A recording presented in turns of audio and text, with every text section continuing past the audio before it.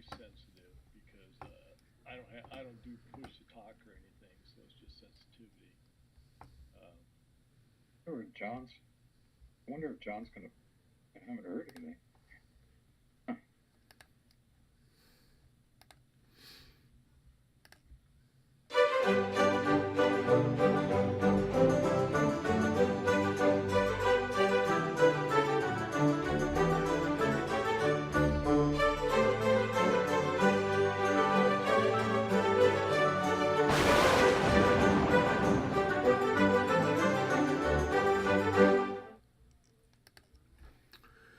All right, and welcome everybody to the Battle of Dresden. We are here, and it looks like all of our colleagues are here too. And I'll just give a quick overview of what's happening. So we'll kind of zoom out. This is more or less the bulk of the map here. And we've got the old town fortification here of Dresden. The Palace of the King is here. The new town's over here, and then we've got all the suburbs around. Out here is the Gross Garden, the big garden, or the great garden. And out all surrounding the city are the enemies of Napoleon and liberty and justice and all that good stuff. I believe we are on to the maybe the 9 o'clock turn. And so we've got an hour before Napoleon makes his debut onto the map and brings in another command point and a whole bunch of imperial officers that can help direct the defense of the city. And then after that, there'll be reinforcements coming in on this road on the other side of the Elbe. In the meantime, over in this section, we've got the Russian advance guard and two, I guess you would say, I don't know if they're brigades or divisions of Prussians attacking here on the eastern outskirts of Dresden. Basically, the French are holding them off there. We've got a number of different bastions here where we've got redoubts where there's elevated gun platforms that the French have, and then in the old town itself, we've got mortars in the bastions that we can fire. That gives us a little bit more something to defend. The objective for the Allies is to capture these bastions and to hold them until the end of the scenario. So their idea is to try to take them and get into the suburbs and then make it hard for the French to push them out and retake those same spots. Over on this side, we've got a bunch of Austrians who've activated, and they're coming up the line. And then here in the center, there's more Austrians and Prussians that'll be coming in later in the day. So that's kind of the big picture. And then if we drill in a little bit, you can see in some greater detail what's going on over here with the French. And they don't have a lot of cavalry at this point. In fact, they have very little cavalry. They've only got one little brigade of cavalry here with General Pajol, which has been doing some harassment of the Austrians on this side of the map, kind of hoping to stall them or delay them. And that's about it. And then everything else is infantry and artillery. And nice thing is that the terrain itself is well suited for defense. There's a number of walled palaces. The French also kind of knocked down a bunch of houses and built these rubble walls. So troops that are behind these have extra fire defense and a bonus if they're being assaulted. So for the most part, you know, it's going to be some tough terrain for the Allies to fight their way into. So we'll just see how it all sorts itself out. Now, we've been using Discord to communicate, so I'm going to join my colleagues in Discord and see how things are going. If you haven't done so already, we have a Discord channel which is called La Bataille Series Games on Discord, and I will actually post the invitation for the Discord here in the live chat. So let's see, hidden use copy button. I will use the copy button. Okay. Hey, buddies. Hey, guys. I guess. Yeah. How is everyone doing? Eric, have you fielded the follower, all your followers? I did. I just gave a quick recap to everybody with what's going on, and you know, the usual. We've got 7 people watching right now. Scott has a question. Quick question. I didn't see this on Vassal. Where can I find this module? So we're actually play testing it. Scott, David Jones has been working with Clash of Arms to make this, to put this module together. And so because Ed Wimble has had us help play test many of his other La Bataille things in the past, he asked David Jones to share it with us so we could play test it. So we've sent him a number of corrections, and last time I communicated with Dave was last week, and he's planning on posting it to Limey Yank in all likelihood sometime in the next few weeks. So look for it on Limey Yank.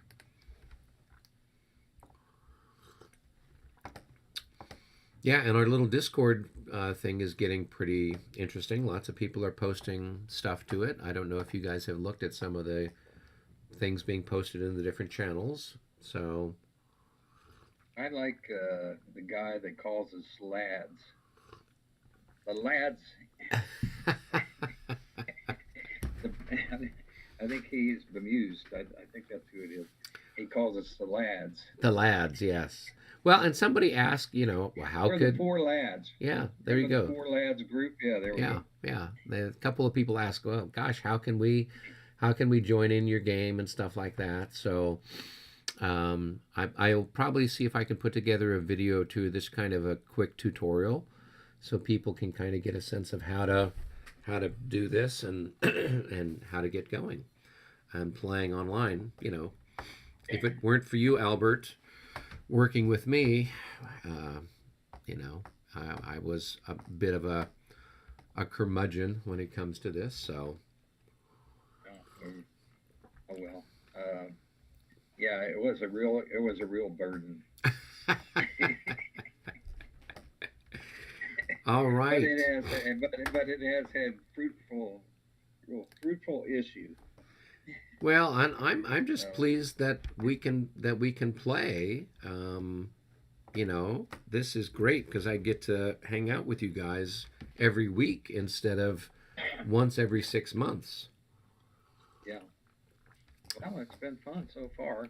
Sometimes more fun than other times. Well, you'll have more. You should have more fun. Yeah, yesterday you were not having so much fun. So. Yeah. What happened last night? Well, the Fletches are in trouble, and but we did manage to. I don't know how things. I haven't talked to Paul, so I don't know how things went on the Borodino side of the map. Yeah. You're almost wiped out of Borodino completely. That's how it went. Great. Yeah, there you go. Looks like. Are we killing anybody with the artillery over there, Tom? You mean is that artillery killing anybody? Is John killing anybody, you mean? No, I meant well, with Paul last night. Yeah, I mean he got one shot in, but I've now basically trued up from my assaults turn before I've trued up my troops and moved them back behind cover.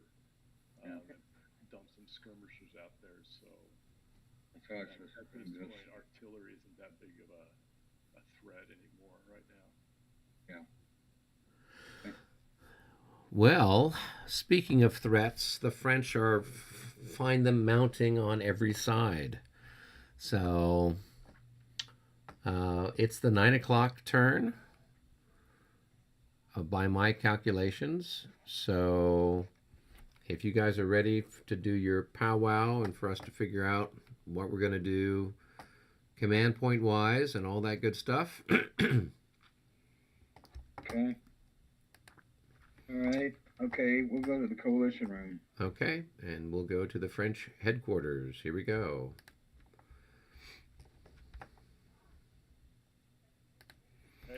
Hey, Tom. So I'm gonna need that moo. He knocked a hole in my line, and in all likelihood he's going to get basically 2 moves in a row. The likelihood is that the coalition will pull their chit, so he'll have a chance to do a little bit of damage before I can fix things. So you're kind of on your own over on this side of the battlefield. Hopefully Pajol does his thing, although in all likelihood you're probably going to get attacked. I was hoping to get the jump on him to at least freeze that other AM that he's doing down there. So I'd like to get the jump on him. Yeah, but it just all boils down to the luck of the draw. So. Or how aggressive Al feels. I mean, hate to be bad, but maybe he's feeling under the weather and he won't be as aggressive. Well, that's always the case. Otherwise, I know that at some point in time, you'll need to try to get Pajol up, up closer to Coda and Lobta and whatever else there to kind of cover us. And we'll see. I think they've got some more stuff that's activating in the next turn or maybe even this turn. So we've got basically 4 turns until Napoleon makes himself present and felt on the battlefield. So it's just going to be crunch time for the next 3 to 4 turns. Sounds good. Yeah, I'm not too worried about it overall. I mean, we'll just, like I said, I'd like to stop that AM. After I stop that AM, then I can pull back. But it's either I take my losses now and take 1 or 2 increment losses for the Cav force and run away, or see if I can be a thorn in his side for 1 more turn. Yeah. Okay, well, that's all good to know. Let's head back. Since we don't have that much to discuss, I'll just use the moo, our guaranteed moo then for St Cyr's core over on this side of the battlefield. Okay, sounds good.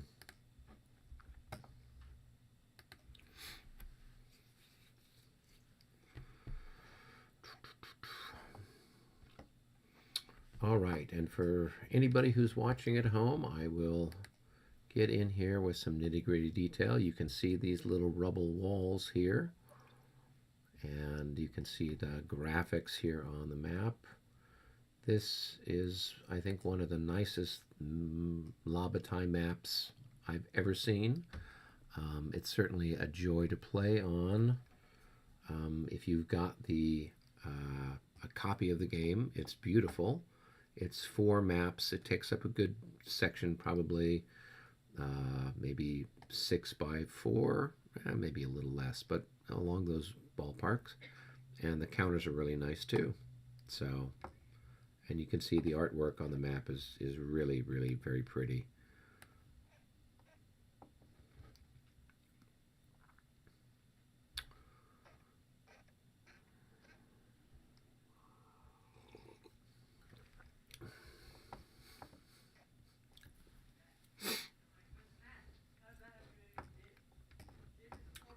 Looks like Al is rolling for light cavalry initiative. Yeah, I might as well get it out of the way. That's fine. Okay. That's the, yeah, okay, Hatch got it.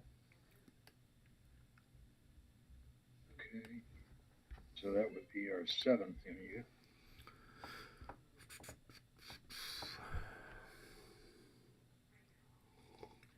Okay.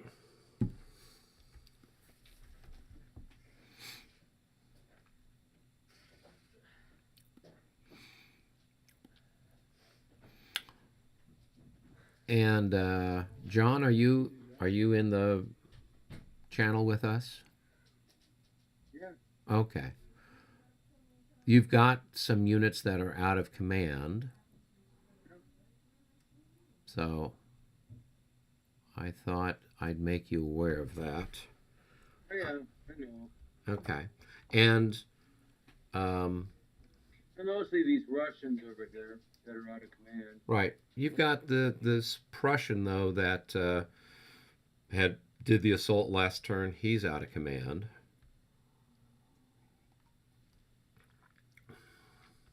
That Fusilier.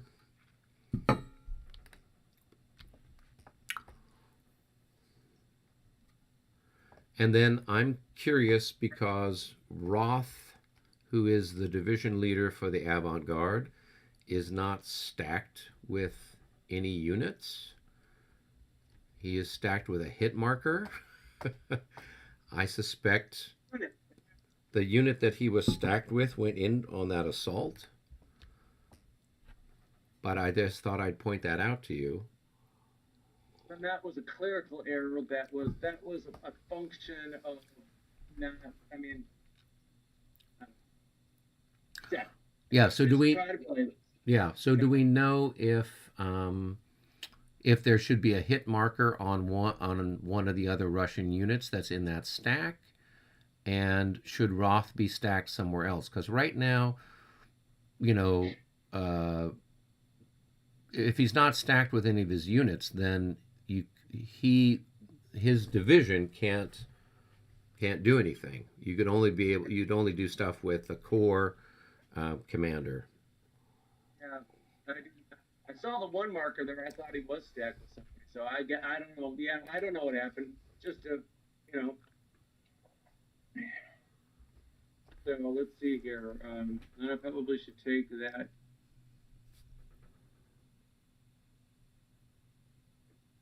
So let's see here. Probably one of these units in here.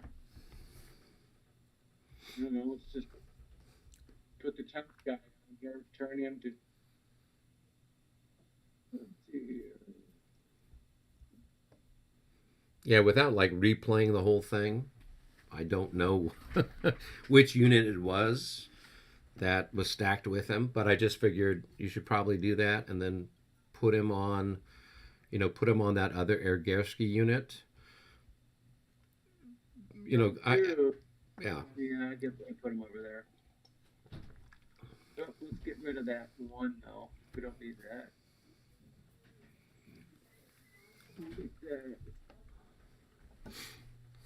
Yeah, not a unit, but that fog of war, huh? There you go. Yes. Now this guy here though, this Camp. Yeah, he's beyond the reach of his commander, because his commander's back here, and he's beyond the reach of he's not adjacent to any of his colleagues anymore. So he's out of command. Yes, he is. Okay. He's out of command, yes. Yeah. Okay. And then this guy, I forget what's the thing to make the red 1 week, and I forget. So what's the red ring? If you press the Alt button and then you press the right click, you'll make the little flashy thing.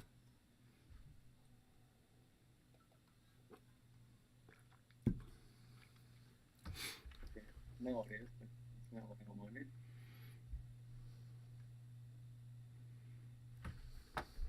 That guy's out of command. Yeah, he's out of command. He's still out of command. And did you spend a moo to create This one here for the Mu number 5 that's on top of that cavalry. Yeah. He's out of he's way out of. Well, wait a minute. 1, 2, 3, 4, 5. No, he isn't. So I can leave him. Well, wait a minute. He's in. He's Prussian. He's part of the Prussian stuff that's south of the Landgraben. This guy that's here. Right. Yeah. So he's fine with that marker on him. Okay. Because I'm gonna move him. I gotta get him out of there.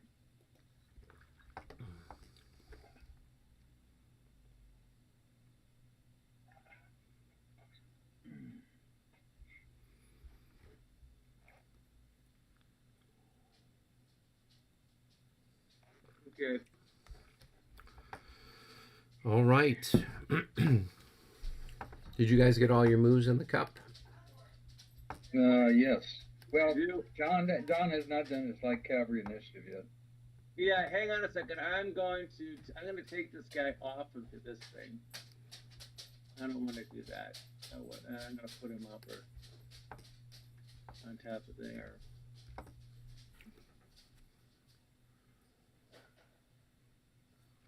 I don't know what I have for light cavalry. I gotta look at the rule book here.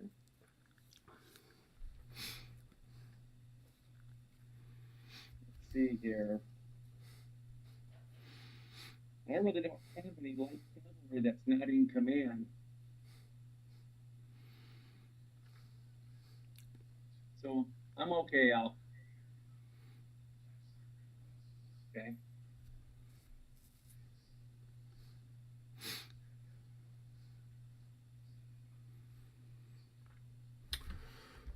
All right.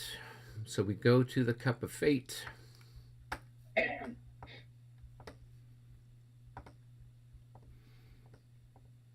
So, how was your trip, John? It was interesting. Okay. My father-in-law's crazier than crazy. Well, that's what in-laws are all about. I think that the trip was damned with faint praise, then, right? he's an 87-year-old Italian intellectual nut job. Well, they don't make those very frequently anymore. No, you do not. So, all right. Well, you guys go ahead and pull from the draw cup. Al, maybe you got magic fingers. Okay. All right. That hasn't proven to be the case yet. But, magic fingers, Al. Let's see. I'm kind of befuddled. I remember where is the. Oh, okay. I'm a little bit confused. It's the big thing that looks like the coffee cup up there. All right. So I will take something out of the cut. Hey, you haven't done your light cavalry yet. I don't really have any that's not in command. Oh, okay. All right. Okay. We got 7 in the cup. Oh, we get to bombard you. Oh, all fun. All right. Well, we could have some fun here with that then, can't we? So, what shall we do? What's a good target? We will have this one here, the Venus one. We'll drop a bomb on Whittington there. Why not? So we'll see how is the wind blowing. Oh, the wind is not blowing. So we're going to. It's a 8 to 6. It's a 1 to 1. 65. Potential leader casualty. Well, let's roll the die and see what we get with the leader here with casualties. Hopefully it won't be a whiff. A 3. He's out for... Roll 2 dice and add them up. That's how many hours he's out.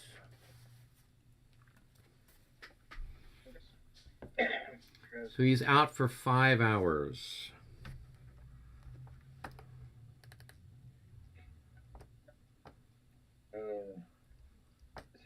VP? Yes. He is.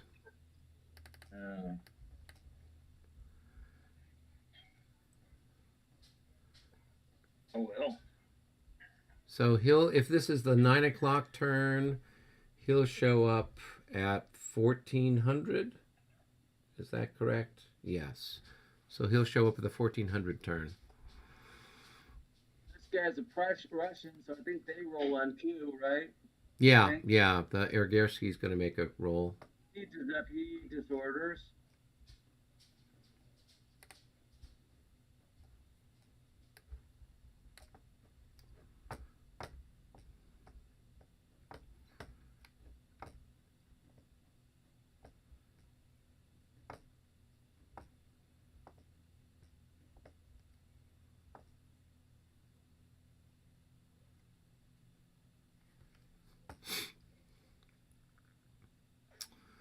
All right. Well, let's see. We'll keep it up. See if we can knock out any more of your leaders with our killer bombardment here. All right. We'll fire here onto this hex where von Zythen is. Let's see if where the wind is blowing. The wind is blowing. Let's see which way the wind blows. So 1 is directly north, and 2, it's going to land on this second of the 27th reserve, and it is a 1-to-1 shot, and that is a miss. All right, and then the Jupiter Bastion is going to fire here onto the hex where we've got von Perch sitting. And let's see how the wind is blowing. Oh, the wind did not blow our shells off target. Let's roll and see what we get. Another 65. Oh, So that is a hit and another potential leader casualty. Welcome back, John. Yeah, now you know what you missed yesterday. Yeah, there you go. Okay, here's the roll. A 2, he's dead. dead. He got blown apart. A shell ripped through his torso. That.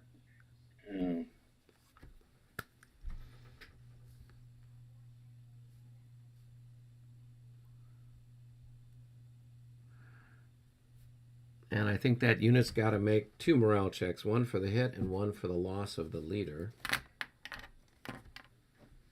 It just gets added. His morale just gets added to the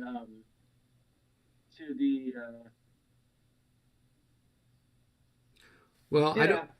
I don't know how you guys usually play. I usually play where, you know, if it's on one that he'd be rolling for the hit anyway, he rolls for that, and then the death of the leader is a second roll with and That part, I don't know.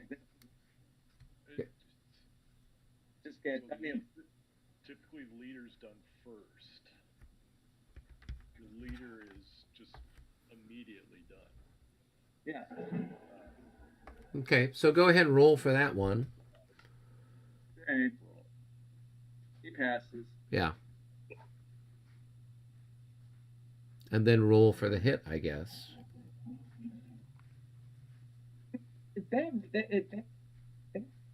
I'm not sure if that's part of the rules. Well, I'm happy to do whatever you guys want. Whatever we decide to do, then we'll do that. But if he gets if the leader gets killed, so I roll a 1, right? So he's dead.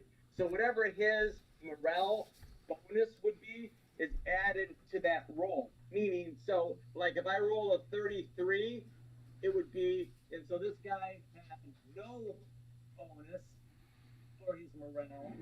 Nothing would get added. But if he had like 6, it would add 6 to the roll. Okay, just a sec. So 17.3, if an event calls for 2 morale checks, then the dice are rolled once, but all modifiers pertaining to the event are cumulative. So you'll only roll, in this case, you'll only roll it once, so everything's cumulative. Okay, cool. All right, so I was not doing it correctly. Yeah. Okay. That was good to know. It happens. Well, He's just getting killed in one thing. yeah. Yeah. Okay, so that's the 3 bastions on my side. Tom, do you have some bastion bombardings you want to do? I just have one. I'll have Saturn, and I'm just going to roll. He's firing at this Grenzer unit that's in that little fortification structure, walled structure. Well, then why don't you just say what leader you want, Dad? I'll only roll with 52, so 52 probably. So did you roll to see if there was any drift? Oh no.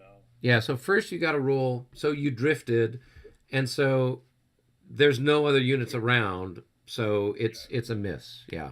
So with those you always have to roll to see if there's a drift, and then if there is, then you figure that part out. All right. Well, that was exciting, and potentially disastrous. Well, it's just going to slow things down for the Russians a little bit. Wait a minute, though. So this leader then, so my ADC for police would drop into his place during our next. So it would be placement leaders. And then open the game map due to casualties.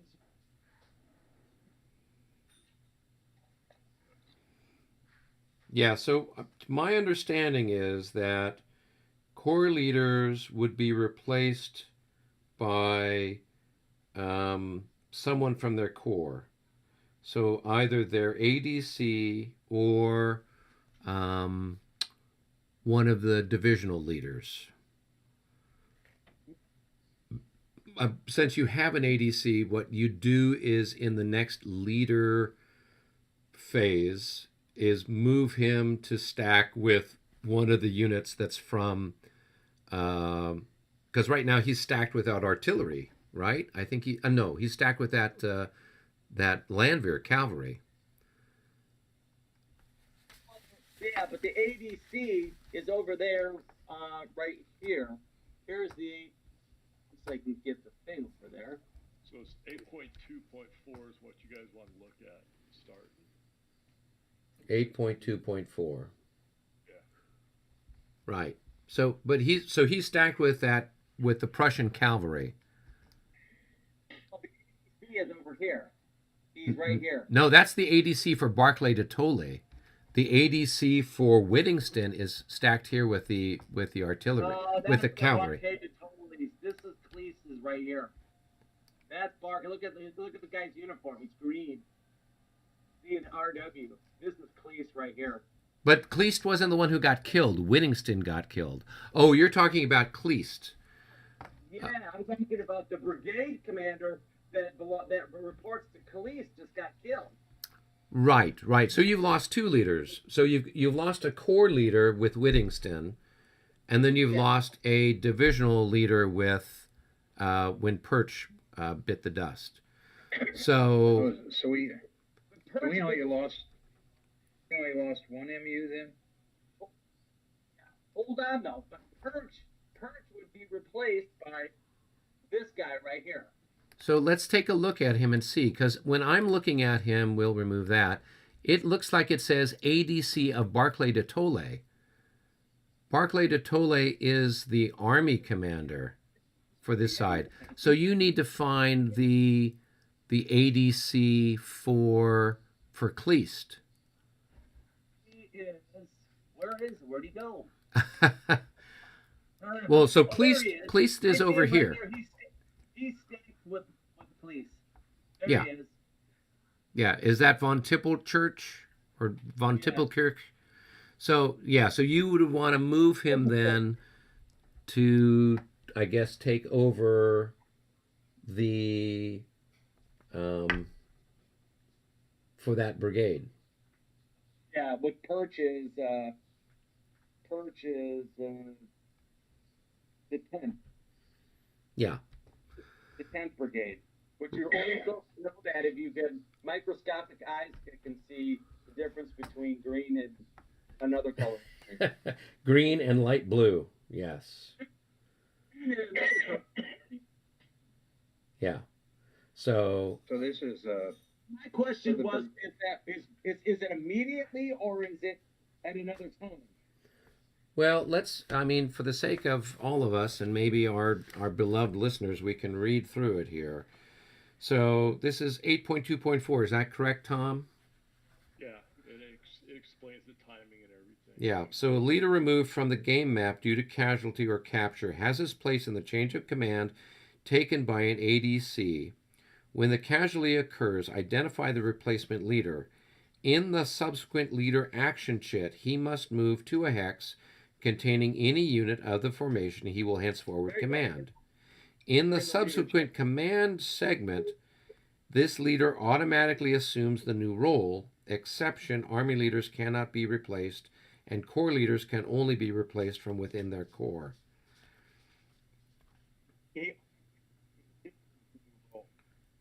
Right. Okay. Yeah, so then stepping down, if there's no replacement leaders available for a division or brigade leader removed from the game, then the corps leader from the corps has to step down. A leader replacement must be performed, if possible, instead of a step down. After stepping down, the corps leader will function as the division leader. The side to which he belongs loses any command point which might be associated with them.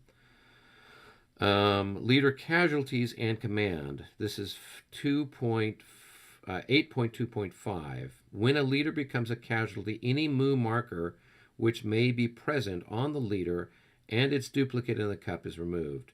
The moo is thus forfeit for the turn.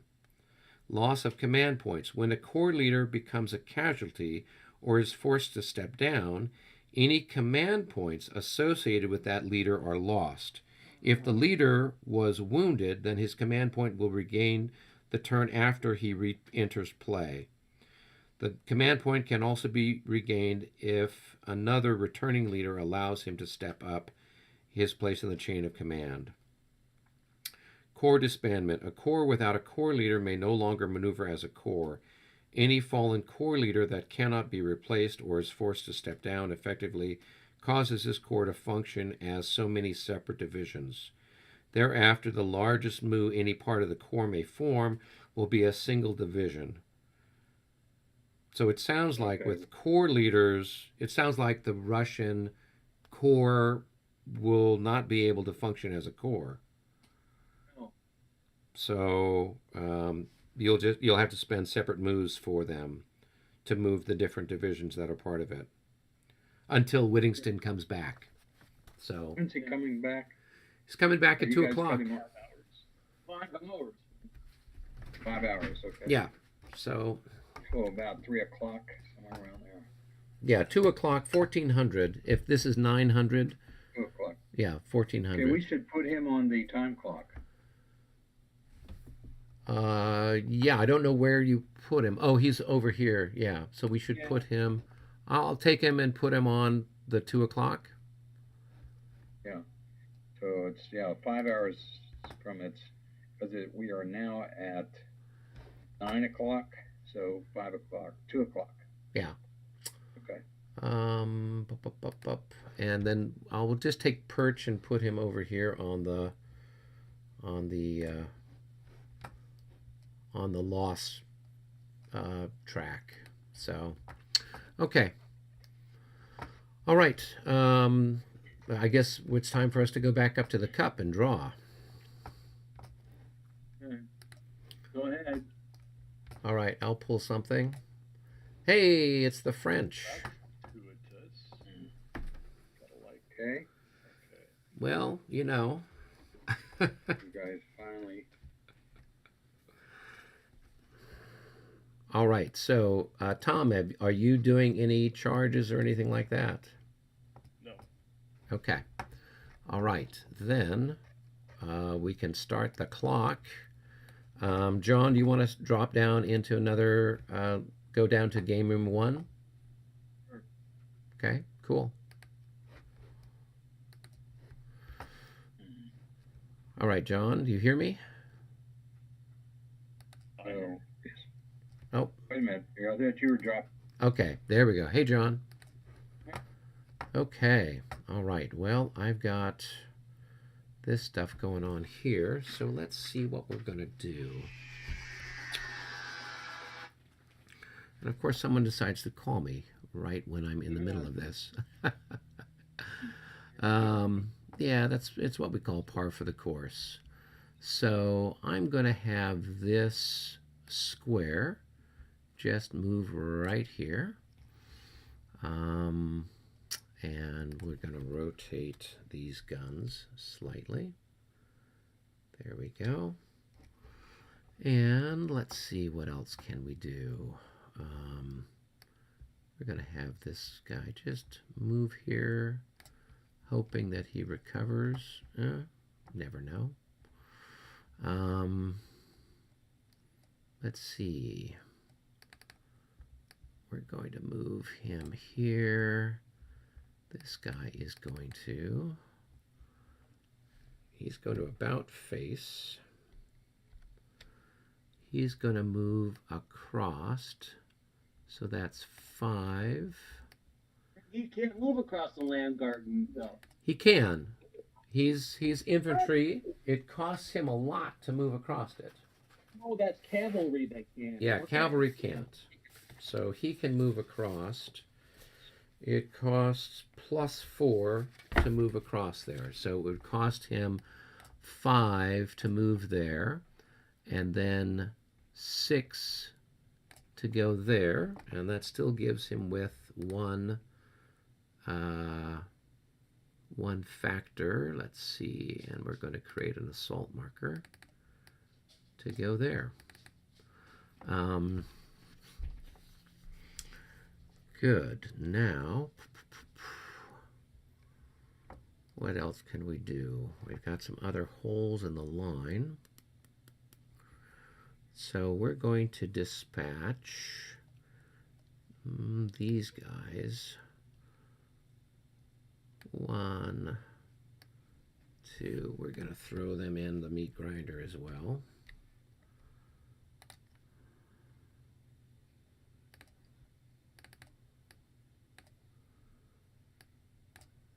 You get the sense of where they're going.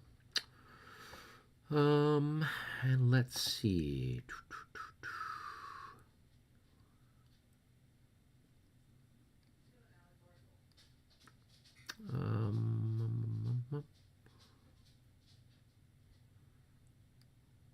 And I'm going to pull these skirmishers back that were here. So you can take an opportunity shot at me. You will have probably 9 plus 64, so they take a hit. Oh, yeah.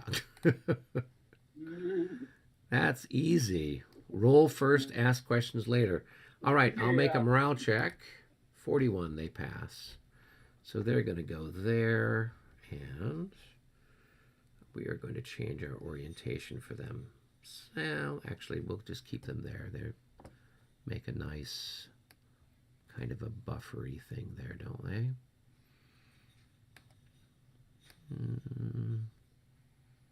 Or we can pass them through this side. I like that better. Okay. All right. Anything else?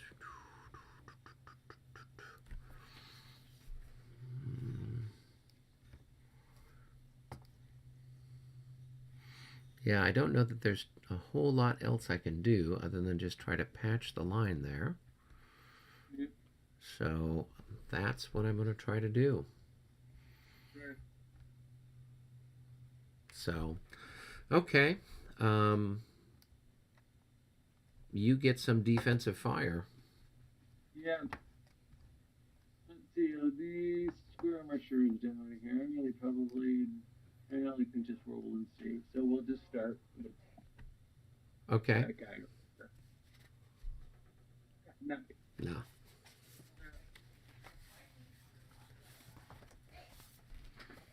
Okay. 64. That's a hit. So, and I think that's their first hit. Yep. Oh, no, they already had a hit.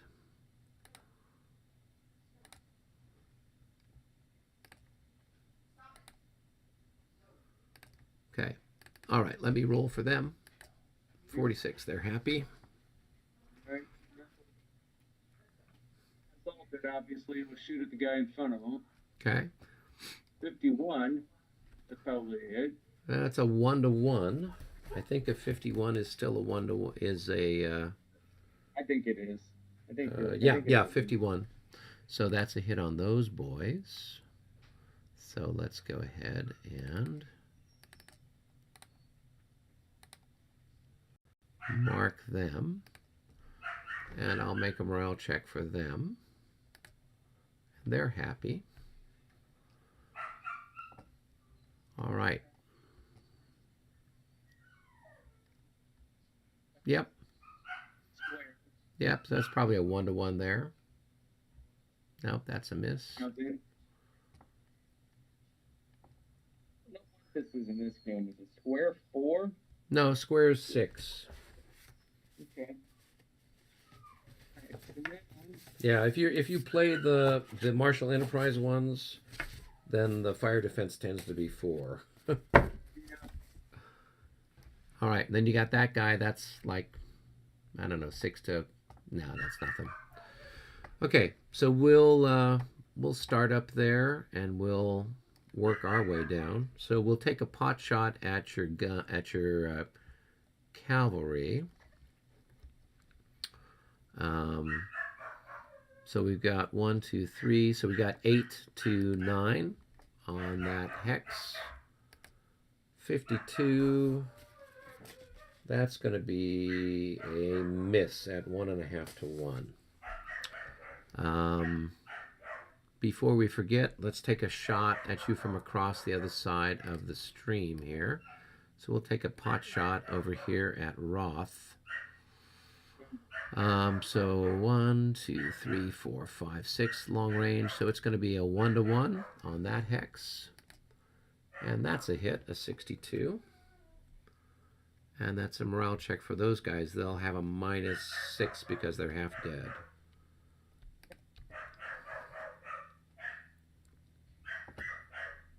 $24 becomes a 14. I don't know what Roth does. Not my what's this guy? Yeah, so they're. Yeah, so that's going to be a 16. So their morale is, they're probably disordered. Yeah, I'm sure. Yeah. They're not 16. They know that for a fact. Let's check. Yeah, 25.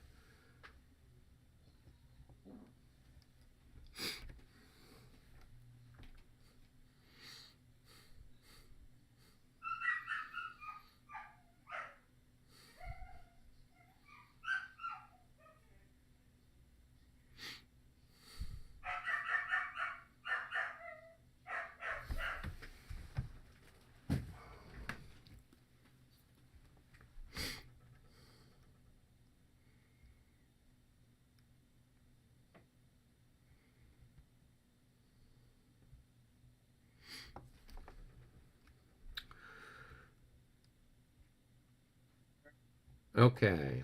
All right. Moving right along. Let's take a shot here with my skirmishers on your out of command guys. Yes. So right here.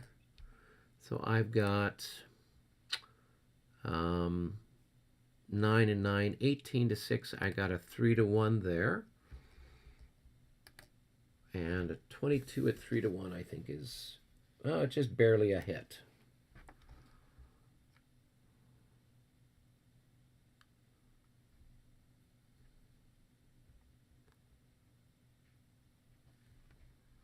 So they're up to 3 hits. So hang on a second. Yeah.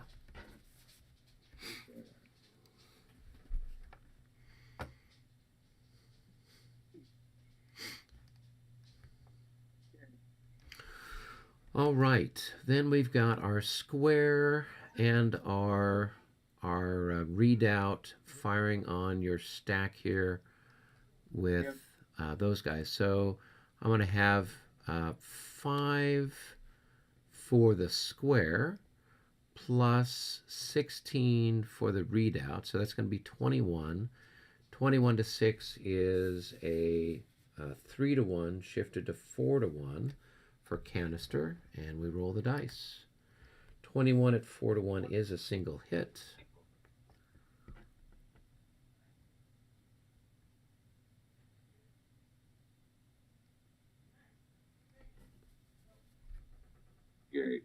Okay. Now we go down to where our assault is. So I've got, these guys are worth 6, and I don't know what my little other pokey people are worth.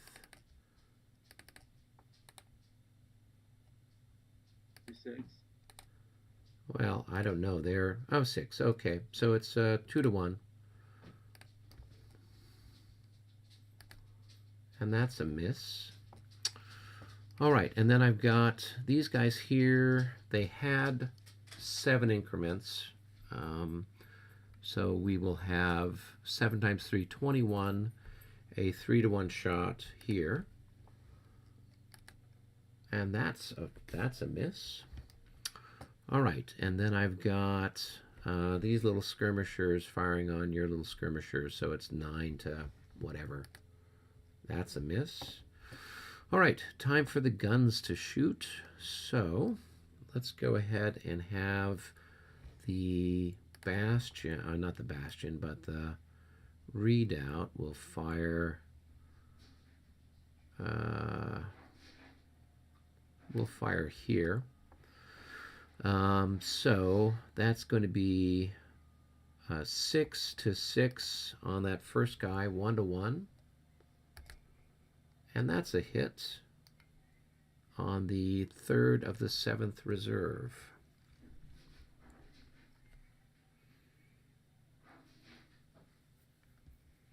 And a morale check for those boys. And they pass.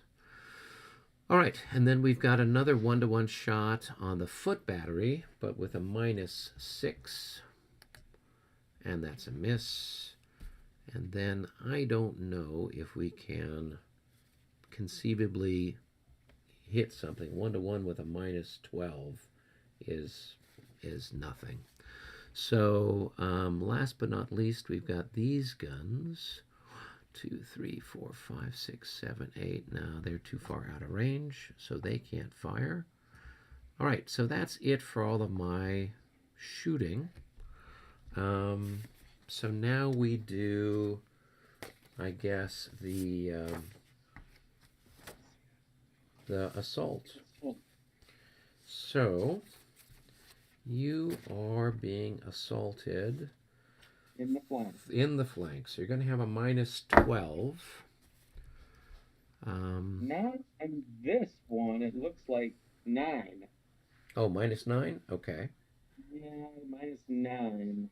Okay, so Well, you'll... hold on a second, though. Hold on a second, because this is different than Lenine one, so hang on a second. So remember, assaulting is special structure, assault modifier 5 to 1. Okay, so so if you look at the assault modifier table for Dresden, it doesn't say anything about being assaulted in the flank. Right, that's in the standard rule book. Yeah, that's in the standard rule book. Yeah. It's the standard rule book. Yeah, so... The 12 in the standard rule book? Yeah. Yeah. Oh, good. Okay. Yeah. Yeah, and I think as far as the odds go, I've got 6 and 5. So odds-wise, it's you know, I think you've got 8, so it's a 1 to 1 otherwise, but it's just a -12 for you. There's no other odds modifier, so just whatever your leader adds in. So he adds in 1, so it'll just be a minus 11. Ah, they pass. All right, I will roll for my guy who's attacking you through the flank. He's got a plus 12, so he should pass. He does. And then the little other chap who's attacking through the front, he's got a minus 3 because he got shot. And he's going to disorder. Okay, so let's take that marker off. And we're going to add a disorder there. All right, and so he's going to go 1, 2, 3, 4. So I'll make a morale check for these guys. And they pass. Okay, so we just do our numbers. I'm 20.4. All right, and I've got to do a calculation real quick. So 18 divided by 7 times 6 times 2. So I've got 30.8. So is it a 1.5 to 1? Oh no, so you've got 30, wait a second. So you got 30.8 divided by my 20.4. Yeah, it's 1.5 to 1. You're right, you got it. Yeah. So, okay, and there'll be a -1 on the roll for your leader. So it's 1.5 to 1 with a -1. Here we go. A 14. Ouch. That didn't go so well. So that becomes a 13. So that is a 1 and 1, and we both make morale checks. So we both take a loss. And you actually don't disorder? No. Oh, you're right, yeah.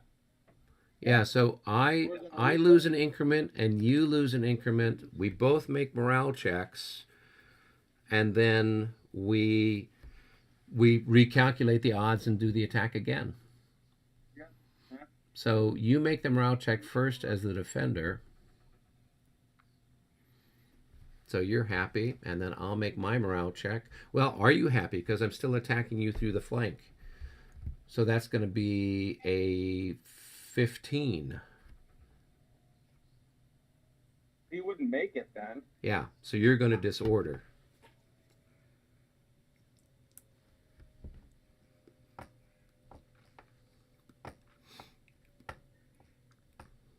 What is it still? That's it. Okay, so it's still in the flank when you were doing this. Yeah. It does it. Yeah.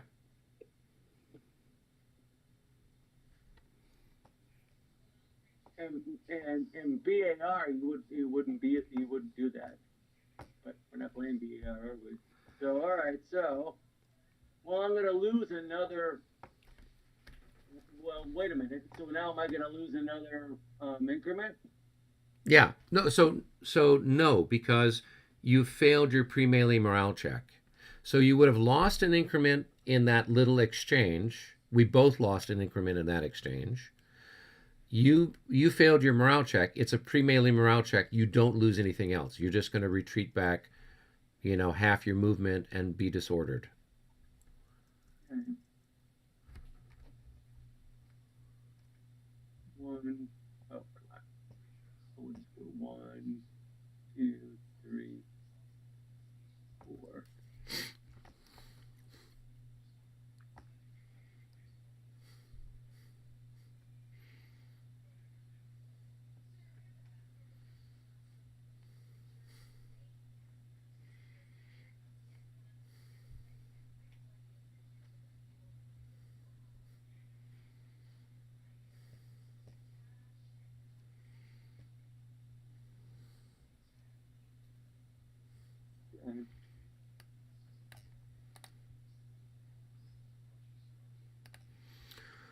All right, and so that ends that little adventure. Let's see if I can bring all of that here. And Okay. All right. Tom, did you all do your combat and everything else on your side of the world? Tom, are you with us? Let's go back up to the lobby. Right. Okay. Okay. Hey, guys.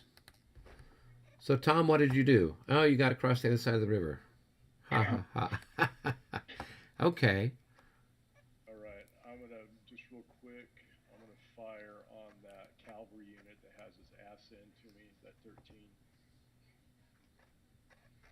It's gonna be even odds, and I got a +4 to the die roll because of its size. 42. That's gonna be 52. So that's gonna be a hit. So yeah, the hit on that 14-3 cav unit right here. 14-3 cav unit. Oh, the yellow one. Okay. Hey, we have Eric. We have a guy, a Pip. I think one of the guys is in the lobby. Oh, that's fine. Okay. I mean, he's right. he's not as long as he's not, gonna spam us or do something. Okay. All you right. know, that's fine. I mean, if you guys, if there's, I thought they were listening through your broadcast. Somehow he's. Well, he may or may not be. I don't know. So Okay. he might just be somebody who is visiting this La Bataille site. So if we don't want to be in the lobby, we can go down to game room 1 and just all hang out in game room 1. That doesn't. Yeah, but I mean it doesn't matter as long as Pip is being a nice person. Okay. I don't have any problem. So far, no problem. Okay. Yeah. So let's see. So we did all of our fire and combat on our side. Did you have anything else on your side, Tom? Al's just making a morale check, and that's it. So we do have a question. Okay. Is John in here? Yeah, yep. So here's the question. Do you want to phrase it, or you want me to phrase it, Al? Well, okay, I'll try. Okay, I put an MU on a group that had their subordinate had a administrative march. Okay, so the administrative march got canceled because of Tom's recent move. But the question is, the question really is, can you cancel an administrative march by voluntarily? Seemed like you could to me. Why wouldn't you be able to cancel an administrative march voluntarily? You're using a command point, to establish the MU.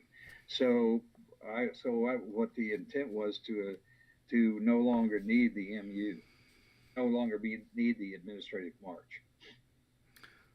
Right. I mean, so it sounds like it has it here. Players may only designate a terminus hex canceled by canceling the administrative march, in which case a new administrative march may be declared during the following command segment at the expense of another command point.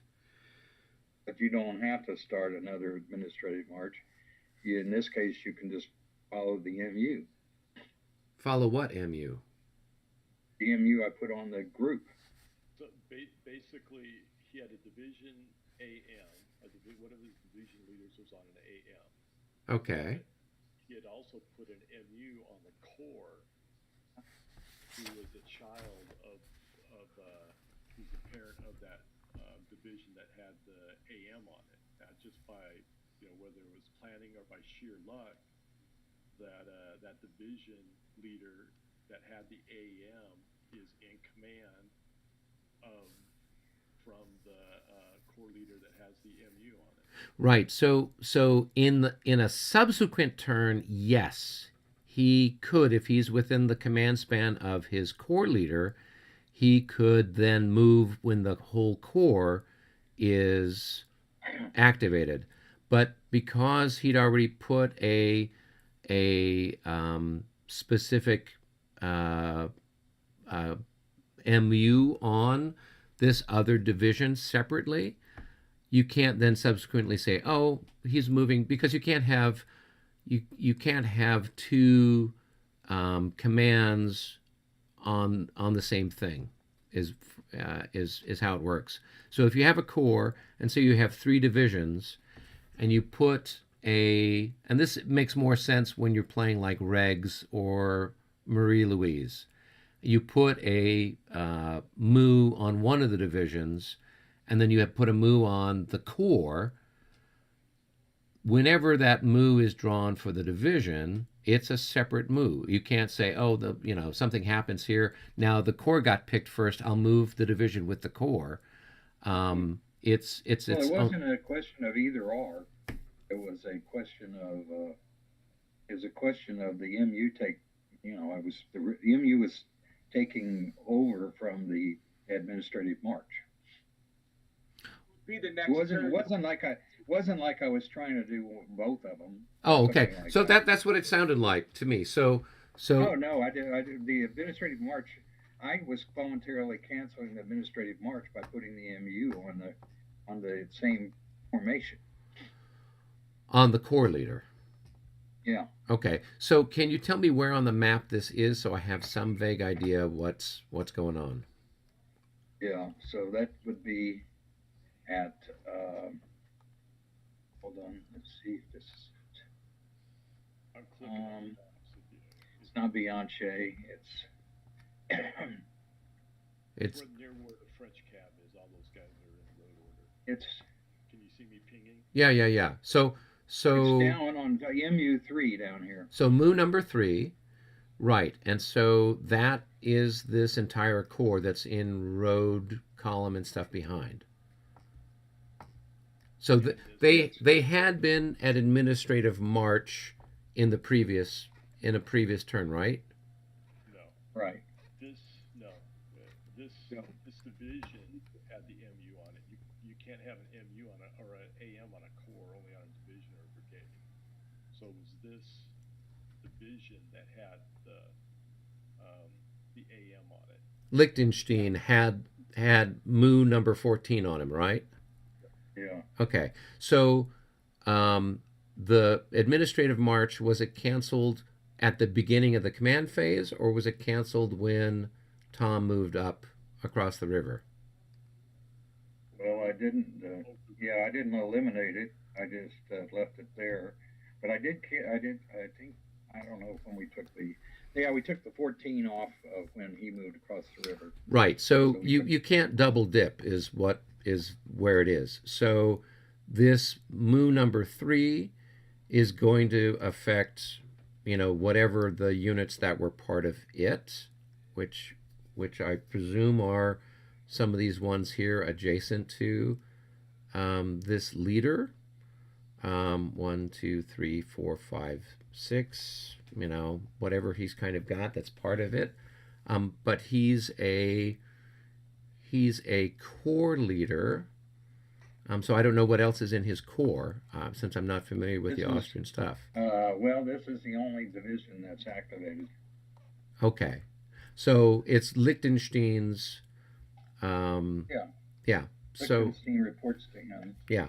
So what you should have done, Albert, just to for future reference, is you could have canceled the administrative march at the beginning of the turn, and then put the marker down for this leader activating then his corps, and then he'd be able to move that division and everything else. So I would say that, given how things were, the best understanding would be that he could move, this Gaiuli or whoever could move, maybe the core assets or whatever that's adjacent to him in whatever other divisions that weren't part of Liechtenstein. But I don't know that you can move Liechtenstein, since he had an administrative march on him at the beginning of the turn. Second. So, hey, Now, Liechtenstein is part of Hesse Hamburg's division, 4, the right wing. Oh. Is Schwarzenberg on the map? Yeah, Schwarzenberg's on the map. He's over in the center. Okay, has Schwarzenberg, has he activated Hesse Hamburg?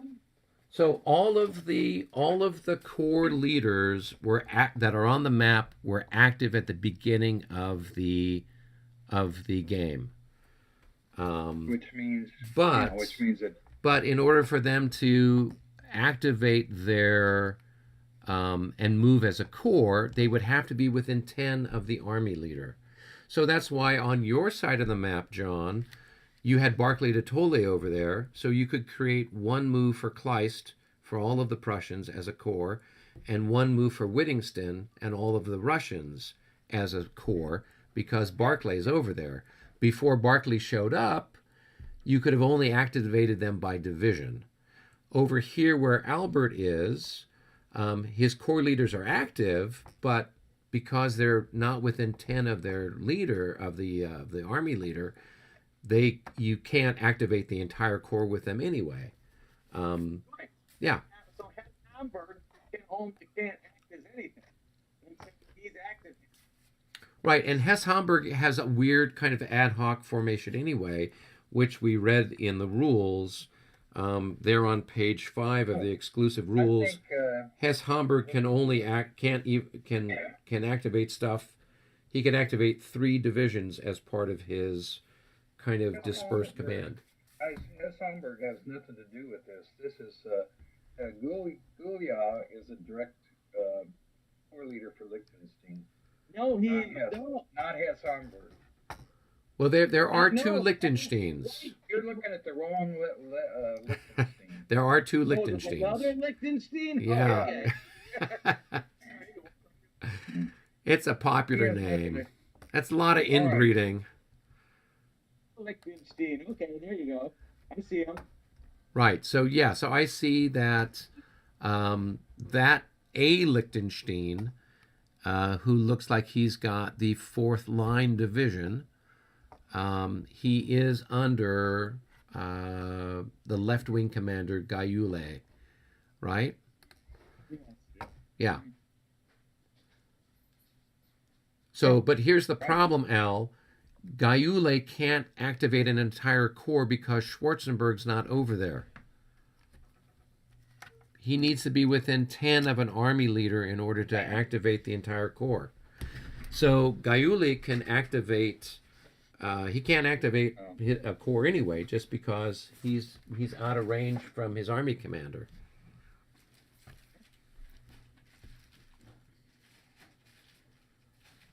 So okay.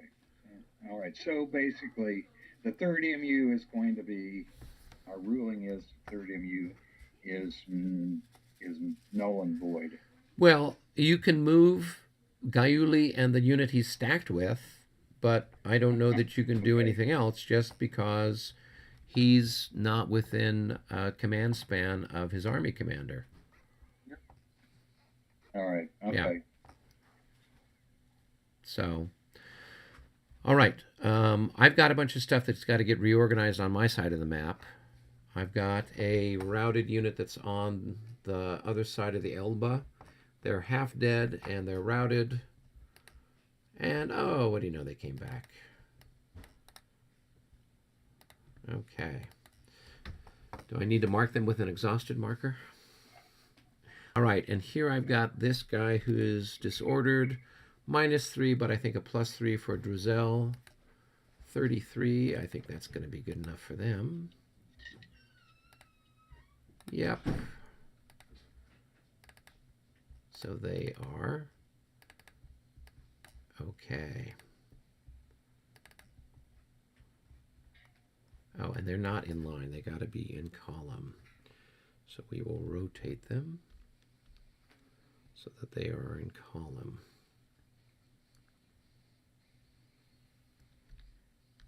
There we go.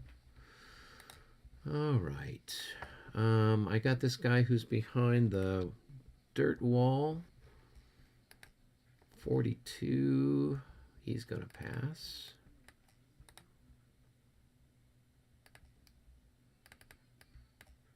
And then I got this idiot over here.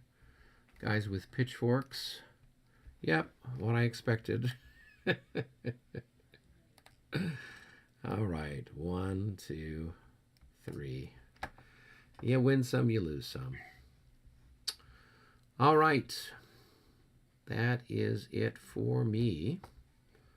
I guess we go back to the cup. Did you have anything else, Tom? No. Okay. Okay.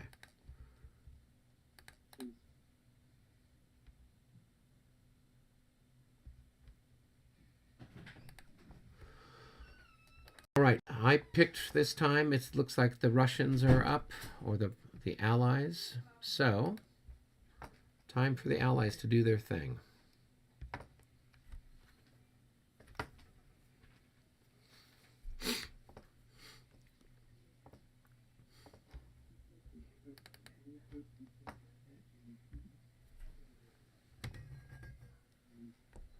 What do you want to do, Al? Are you got any charges?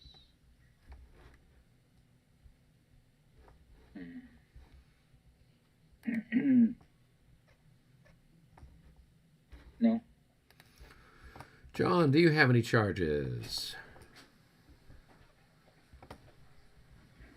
Hold on.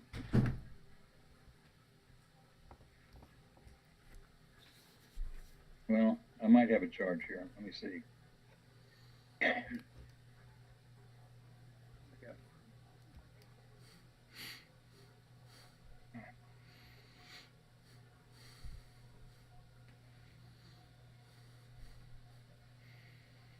Let's see. See if these Cossacks can charge. Oh yes, they do.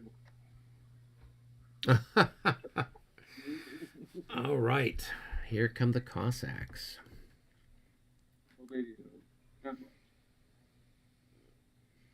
All right, so let's see. 1, 2, 3.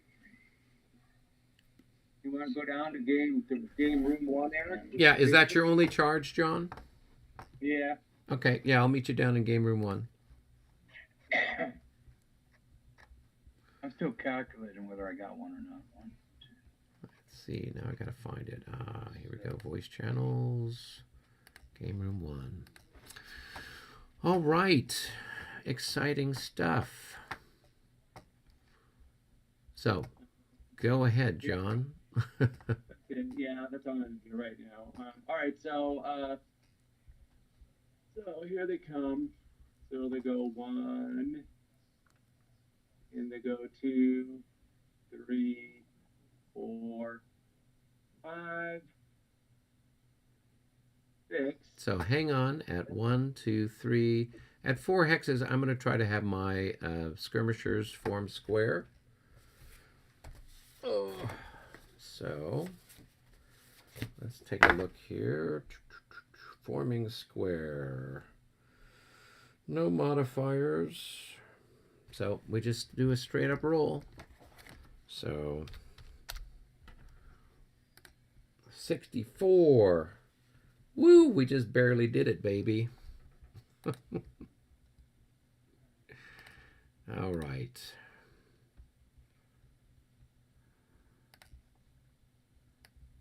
And we'll form square. Whoops. Right there. Solid date. Then they're going to stay right there. And now I'm going to see if I can't recall them. Okay. Roll 1 die. 2. Yeah, they recall on a 1 through 4, so they put the brakes on. And they will be tired. Sit down to 1. All right, so I'm tired. Okay.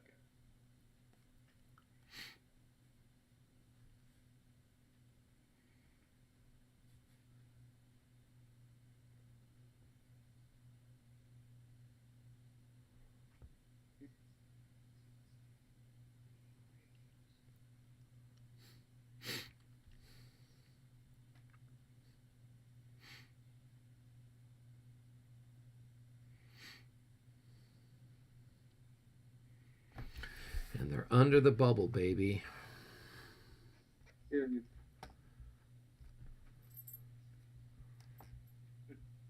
Okay. All right. So if you want to start your movement, or do you want to wait and see what Al's doing? I mean, I don't think it matters on our side at all. It doesn't. So Hold on before you start the clock now. So now. Okay, yeah, I'll just start a timer if you'd like. Hang on a second. Don't start the timer. Okay. Because it's still not clear on this whole step down thing. So this guy steps down. This ADC steps down now, right? No. So what happens right now is during the leader phase, you would move him. So the rules are during the leader phase, you would move the ADC for von Kleist to one of Perch's units, and then he would then take command of that brigade. So you just wait until the leader phase, and then so that means that you can move Zythan's troops, the guys with the blue stripes, but the guys with the green stripes are kind of stuck.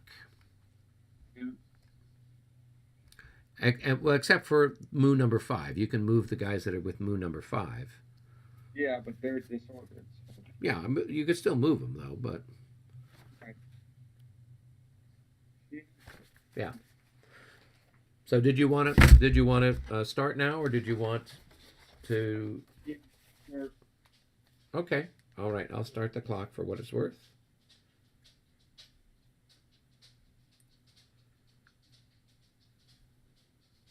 So which Mu are you going to start first? Mu number 4 or Mu number 5? The 11th division. So this guy right here. All right.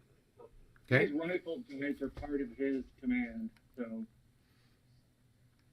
Yeah, anybody who's got the little blue stripes on them. Yeah.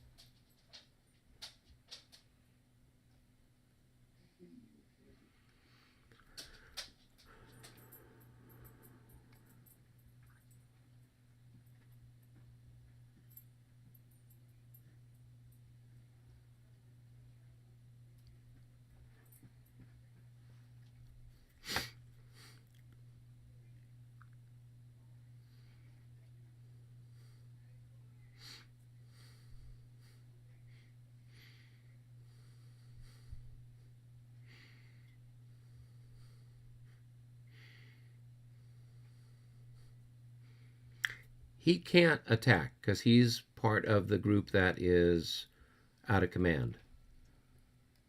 He's part of Perch's guys.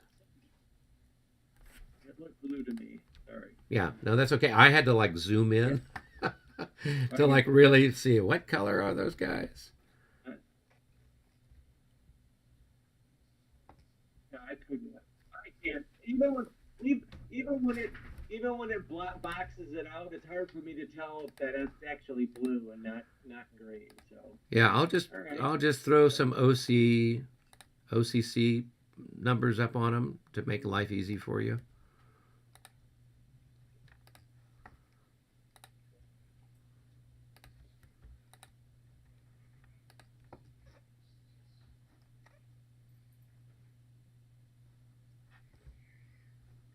Yeah, everybody, well, I don't know what this guy is.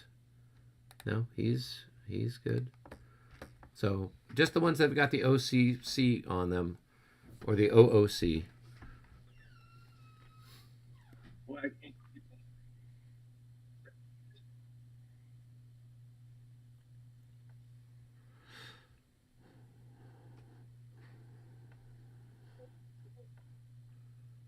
yeah. And this is one cramped space, I'll tell you. Yeah.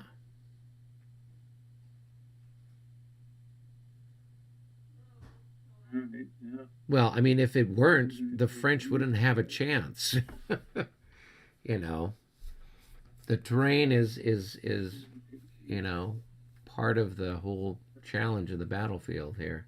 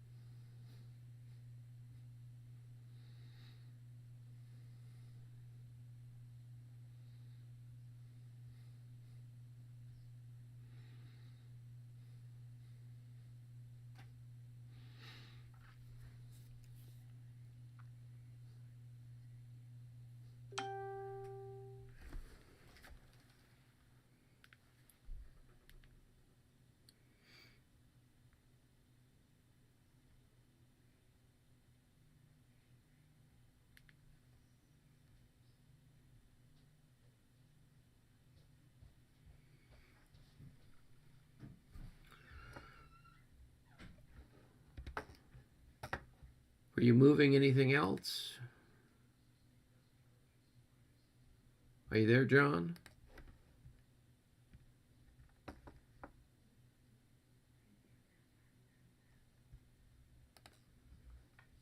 John?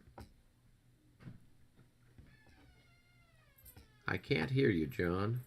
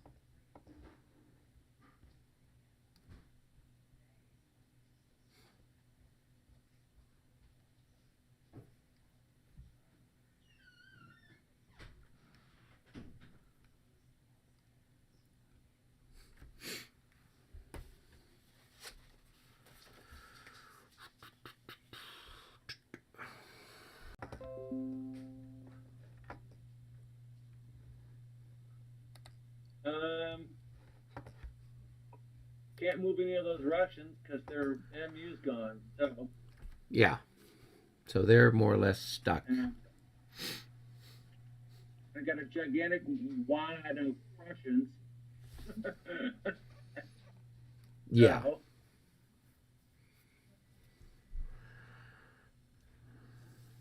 ready to do your Yeah, let's fire? do the fire. So let's start up here at the top, I guess. Here with that square. So we can fire a portion of it into the flank of your cavalry. So we'll do that. So that's going to be 7 to 6. That's a 1-to-1 shot there.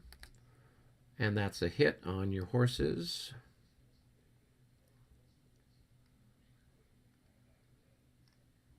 That should bring them up to, I think, 4 hits. And then a morale check for them.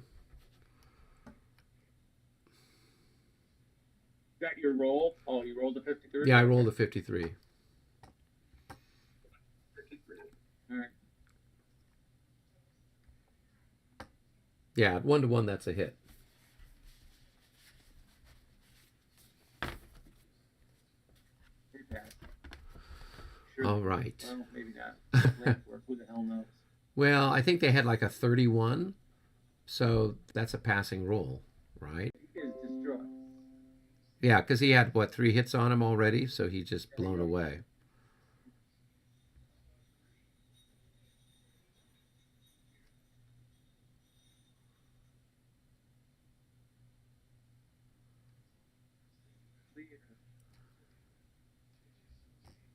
See what happens to him. And he's dead. Yeah. He got shot in the head. And so that's 2 to the roll. Well, those other guys were gone now. Right, so you're making a morale check for the leader being killed. So just make a morale check for that hex. So they pass. So they hardly noticed that the leader got killed. that guy, we didn't like him that much anyway. Yeah, he's dead. He's definitely dead. Definitely dead unit. And another dead leader. I've never had so many leaders killed before. Okay. All right, then we've got our action down here with your various and sundry people. So I will take a shot here with this hex firing on those guys. So that's going to be, I've got 3 increments there, so that's going to be 9 to 6. It's 1.5 to 1. 61 is a hit on the, and that's hit number 4. So they don't make a morale check. And then I've got the same thing, a 1.5 to 1 of these guys that are assaulting. And that is a miss. All right, and then I've got my skirmishers are going to fire on your guys. So that's going to be another 1.5 to 1 here on that hex. And that's a miss as well. And that's it for my defensive fire. Okay? Now,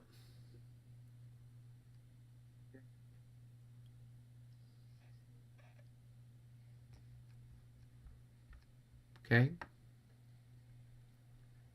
And that's a miss as well. So then the artillery. Yep. Will fire on. Okay. So that's going to be 12 to 7.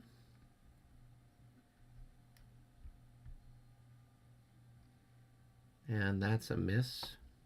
It's a real good shot.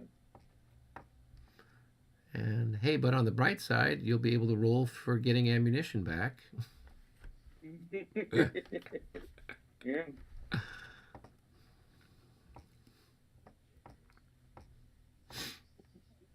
We go up, not down. Tom's got me all confused. No, we're counting down. So you started off with 6.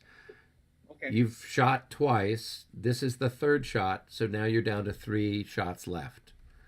Yeah. And we keep going down till you get to 0, or you resupply yourself with your next roll. So 6 under it and start taking them down afterwards. So I don't know where Tom got that whole thing of doing it that way. yeah, no, we told him in the last session on Moscow to turn it around the other way, because that's ridiculous. It's usually always counted down the other way. So. Right. Yeah. All right. So. You guys know I am in the channel.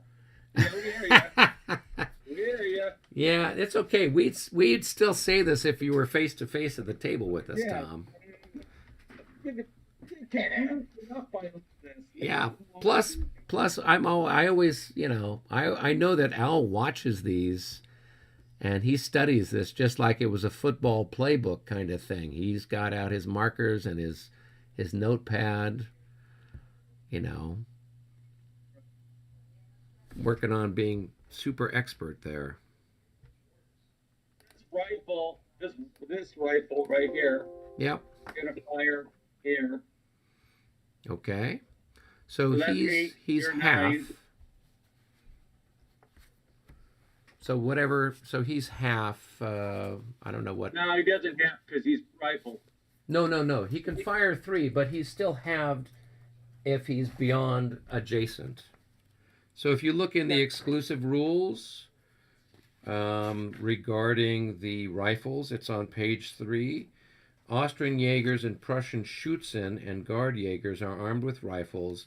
They have a range of 3 hexes. However, any fire made at a range greater than 1 hex, i.e. adjacent, will see the fire value of the attack halved.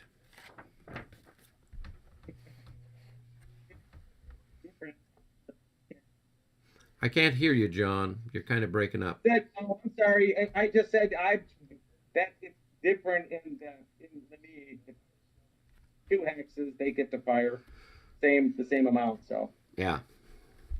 okay, that's fine. Well, then I'm not going to do that. Then I'm going to take both of them and fire at the guy over here. Okay. This dude. Sure. So your Schützen are what? Times 8 to your times 6. 4. So 8 to 6, so it's a 1-to-1, so a 46 is a miss.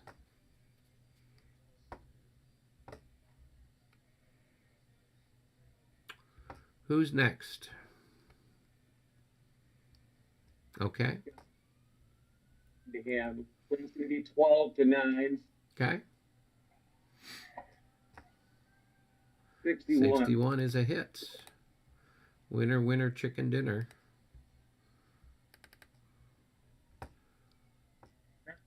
So do you check on even or odd? I check on odd.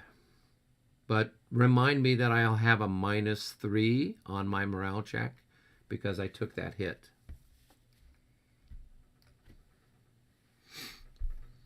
Sure, so nothing. Okay. So start with this assault with the skirmish. Assault on the skirmishers. Okay. So let's see. What shall we do? If they stand there, they're going to get hosed, and if they run away, they're going to get hosed. Well, we'll see if we can stand. So I don't know how many increments I've got there. I've got, I guess, what, 6 increments in that, 3 increments in that hex, 3.5 increments. So it's not quite 2-to-1, it's a 1-to-1. So I don't know what kind of modifier that is for me. No modifier. So it's just a straight up. So I'll just roll and I pass. So you've got a -3 and roll for your guys. A 12. And these guys totally ass it up, and so they are going to disorder.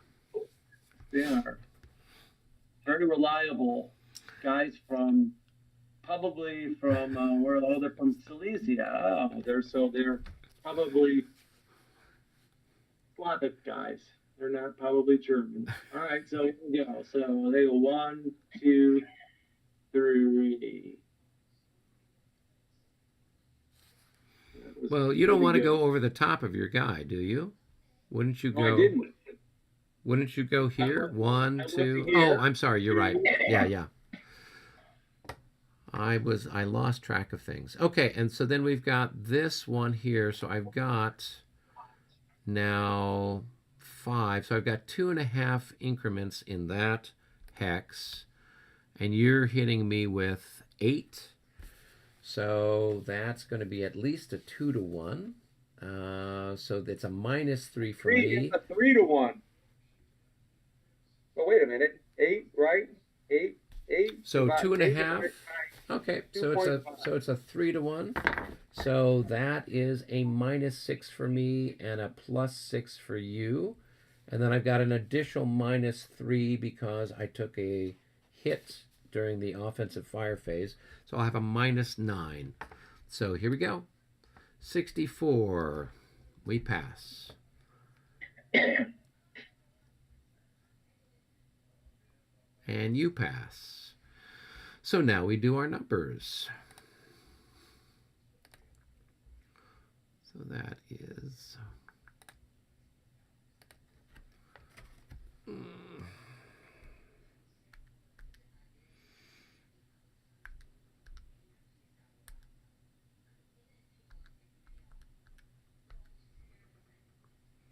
So I've got 5.5. I did. And you've got 19. All right, so it's a 3. It's a 3-1. Okay. So 3-1, no pluses, no minuses. Roll your die, see what we get. Hopefully, it's not going to revert that back down to 11. 21, which isn't much better, but ooh, that's painful for both of us. So that is a 2 and a 3. So you lose 2 and I lose 3.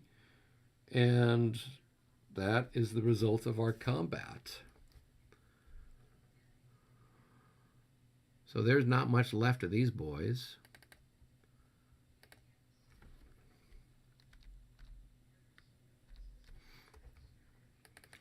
So I think I have to shrink down into a I don't think I can be one increment in each hex in line, can I? Yeah. Yeah.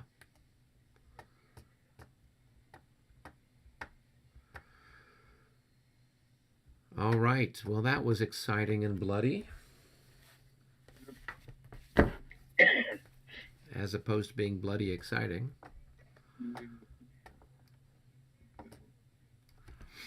All right, so if that's everything here, then I guess you're just going to roll for your routed guys and then your disordered guys.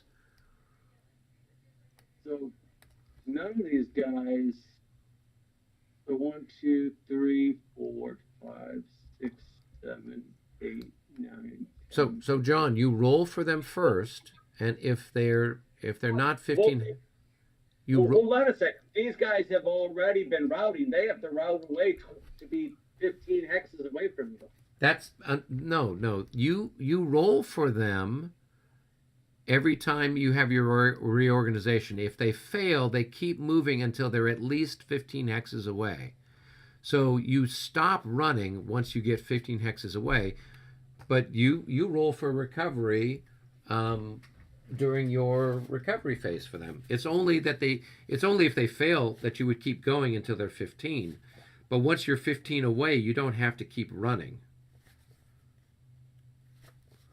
So like the first of the 25th Ergerskis, all of those guys can roll. They just they would just until they get 15 away, they're just going to keep running. But once they get 15 I don't think so. I think how it works is in the 5th edition rules, so bear me out here for a second. Sure. On their first attempt, if they're so let's say these guys, let's say there was an assault right here, right? And my guys move back 8. Okay? So let's say that's 8. Sure. They can check, and if they don't make it, they have to route away until they're 15 hexes away. No. They're 15 hexes away, that's when they get to do it again. No. No. So here, if we're looking at, this is on rule 11.7.2. It's the 3rd paragraph. Units that are routed may only attempt to recover good morale during the reorganization segment of the chronology of battle. They may attempt to recover good morale unless an enemy unit is adjacent to them. A failed recovery attempt will see them route again unless it is at least 15 hexes away from the nearest enemy in good order. This distance is not achieved automatically but continued as a result of their movement during this time. So It's you, away from you. yeah, so that means the routing is the moving part. But it says units that are PGD may attempt to recover good morale unless an enemy unit is adjacent. So I don't have any units that are adjacent, so you can roll for them. If you fail, you just have to keep running away. It says PG route again until it is at least 15 hexes away from the nearest enemy unit in good order. A failed recovery attempt will see the enemy unit will see the PG unit route again unless it is at least 15 hexes away from the nearest enemy unit in good order. Right, that means that you just keep moving until you are 15 hexes away, and then you stop. It's not like you keep retreating until you go off the map. They're talking about the route movement, right? They're not talking about attempts to recovery. They're talking about the route movement itself. So if they didn't have the thing about 15 hexes, you just keep retreating your guys until you went off the map, right? But they're saying, hey, you stop. You don't have to keep moving backwards once you get 15 hexes away. Then they'll just sit there and they'll keep rolling for recovery until they recover. Right? I don't see anything in here that says that they can't. It says that they attempt to recover good order unless an enemy unit is adjacent to them. That's the only thing that says that's the only thing that would preclude them from making an attempt to recover good order. That's so much different than the fifth. I guess I mean, if that's so much different from the ranks, I never really. Yeah, so go ahead and roll for those guys, and if they recover, great. If they don't, they keep going until they're at least 15 hexes away. And Okay, we'll just start with the furthest back one. That's fine. yeah, so this guy here, so he's half dead. So he's going to have a minus 12. That's first of the 25th. So he's going to recover. Roll the 63, so he's Yeah. okay. Yeah, no, I'm arguing for the sake I'm just that if that's just so different than the ranks. Yeah, the ranks, you don't. Yeah, all of those little things are different, and it's a little different than that guy's going to keep running. Those musketeers.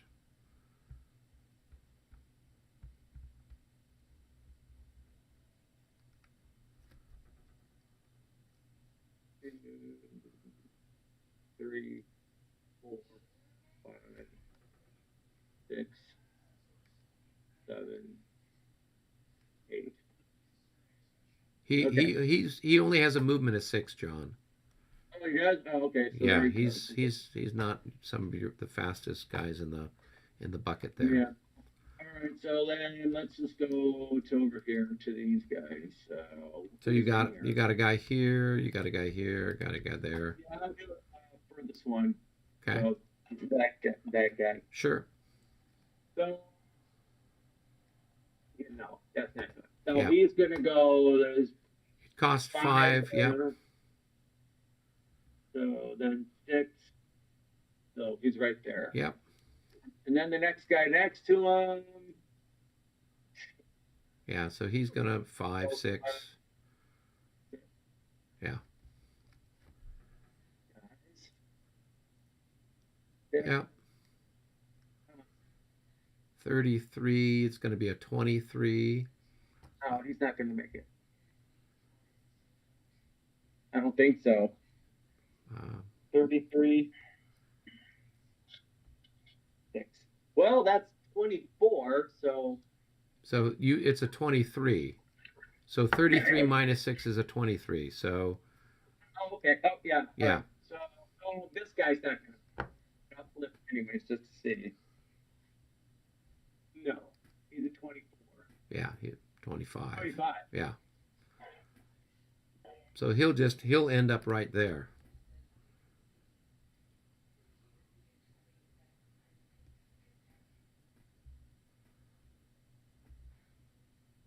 The temps aren't very good. Okay, this this whole thing, this.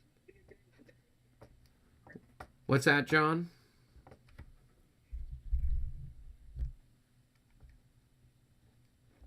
I just lost your sound. On here. Okay. All right, you got some disordered guys.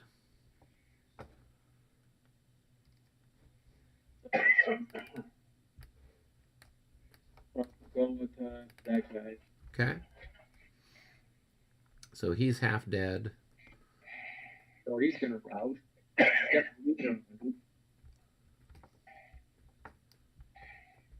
It's 25. Then no, he's not gonna make it. Yeah, because he's got a -9 right off the bat. He might have something for Roth being there, but a -9 is going to take you down into the 16s. I don't think that's going to save him. No, not.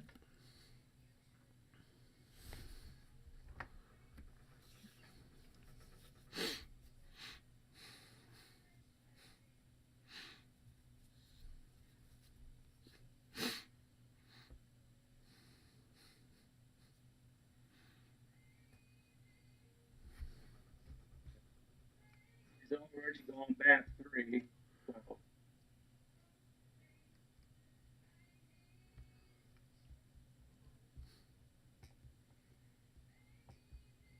Four, 5, 6, 7, 8.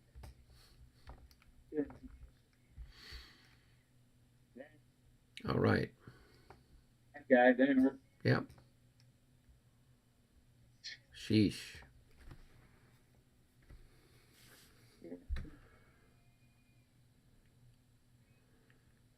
Well. All you guys out there watching, this is how you do it. Yeah, yeah. Lose. All right, so he's at 3. So then 4. Oh, come on.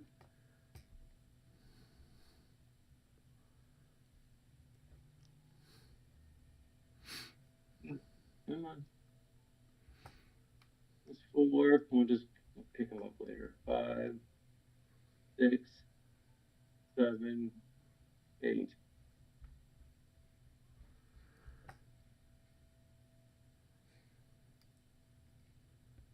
We'll see how badly this guy goes. Down here. Okay. 36. He's okay. He should be okay. Yeah. I think so because it's a 30. It's modified to a 34. Yeah.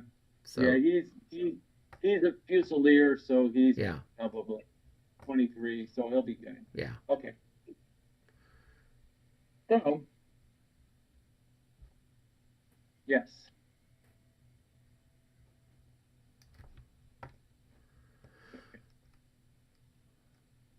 All right, and then you got your brave Silesian Landwehr. These guys who ran already.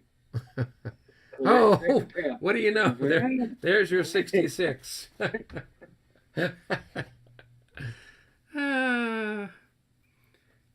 the unit that you really didn't want, that you didn't care about, they're the ones that rally.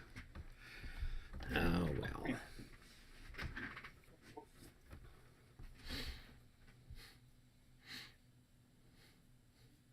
11. Okay, so that wraps it up for the Allied move, correct?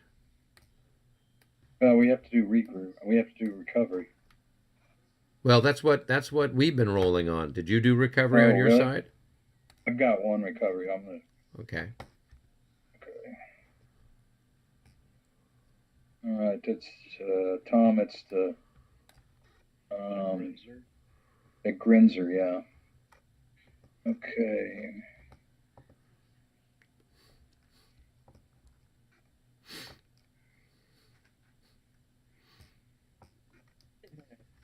He probably didn't make it.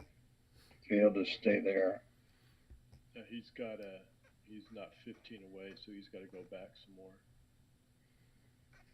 15 away from who? From that, Is the from question. that guy, Lobata, that you've been hammering in. 1, 2, 3, 4, 5, 6, Oh. 8, 9, 10, 11. Well, and then Fieldschlossen. He's And then not 15 away either there. 7, 8, Who's Fields lost? 13. I don't have but one guy. It's Yeah. 1, 2, 4, 5. Well, it's 2 in the woods. So 2, 4, 6, 8, 7. I'll go down to here. That 15 away, probably.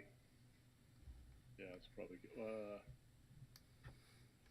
2, 3, 4, 5, 6, 7, 8, 9, 10, 11, 12, 13. Actually, no, it's not, but that's okay because my cab's down there.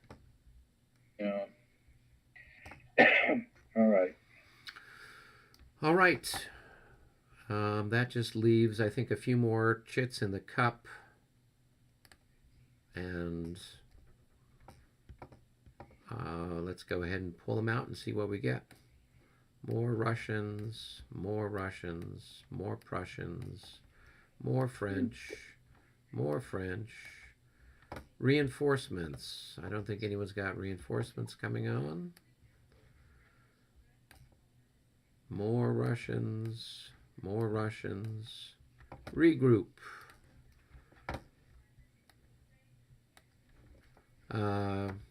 I've got at least a couple to regroup. So, Tom, I'm just going to okay, good. You're unlimbering those guns. Good. Yep. And this guy's going to regroup. 1, 2, 3, 4, 5. Where's his leader? 6, 7, 8. Okay. All right. They don't have to be in road order to do that. Well, I mean, I don't know what the movement is across those bridges. Do you know what it is off the top of your head? It's +2 for infantry. Okay, so it's going to be 3. So yeah, so he's not there yet. So he was here. So it's going to be 1, 2, and then that's going to be 5, 8. Does that look better, guys? Okay, good. Okay, that's fine. All right, I don't think I had anybody else to regroup this turn. Everybody else is in command. So, all right. Then the last chit, if you guys will pull it. Albert, did you have any regroup? John, did you have any regroup? I moved 1 cavalry unit who was out of command. Okay. All right.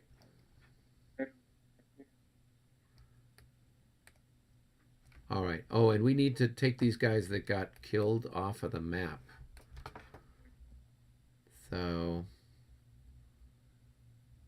let's just go put them here on the dead pile.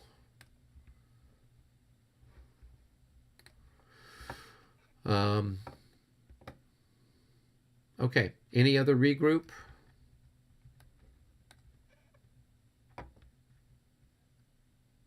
Tom? Hello? Can anybody hear me? I can hear you. I just didn't know. I can't hear John sometimes is cutting out. Oh. All right. Okay, good. Then last but not least, I think we've got, I've got one more thing to regroup here. This guy here, 1, 2, 3, 4, 5, 6. Okay. All right. Good. Last but not least is got to be the leader chit. So, Albert, John, go ahead, grab it. Good. So you guys move any leaders you've got.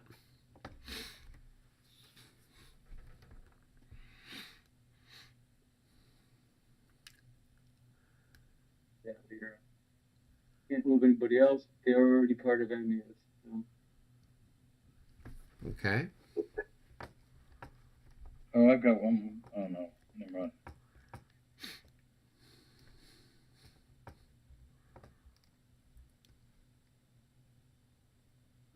All right, let me know when you're done. I've got a couple of leaders to shuffle around myself.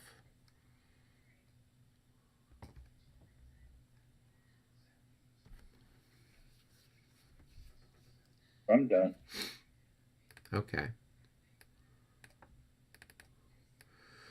So, 1, 2, 3, 4. We'll park those guys there. And this guy will go 1, 2, 3, 4, 5, 6, 7, 8.